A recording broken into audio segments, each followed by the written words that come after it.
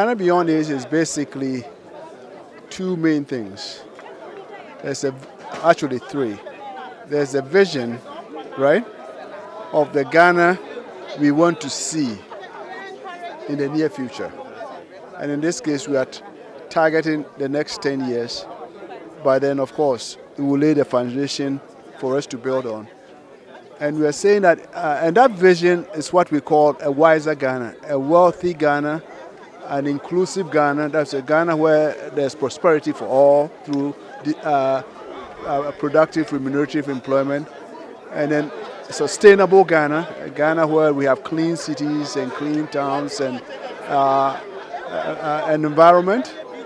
And then we have an empowered Ghana where we deepen our democracy, and a resilient Ghana where we can rely increasingly on our own resources. So this is the framework for Ghana Beyond Aid. And in order to get there, as the President so eloquently says, we need to change our mindset of dependency, and we need to harness our own resources and use them much more efficiently to be able to help us go to where we want to get to.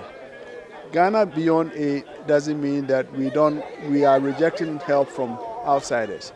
But what the President is saying is that we have a lot of resources ourselves. We have natural resources. We have a young and growing and smart Ghanaian population. If we just harness all of it and deploy it efficiently, then we can direct our own development, and we can accelerate the point where there's prosperity, and our young Ghanaians don't have to flee from Ghana to the shores of other countries looking for green pastures.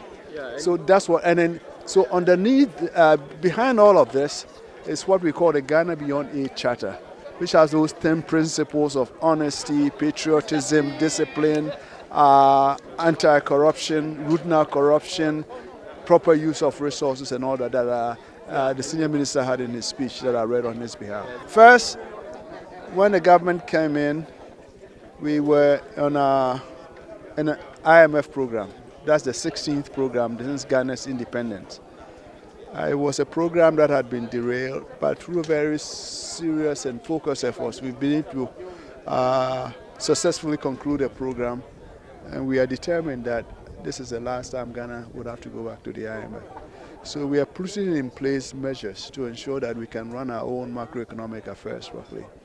They've passed a law, the Fiscal Responsibility Act, that says that the deficit will not be more than 5%.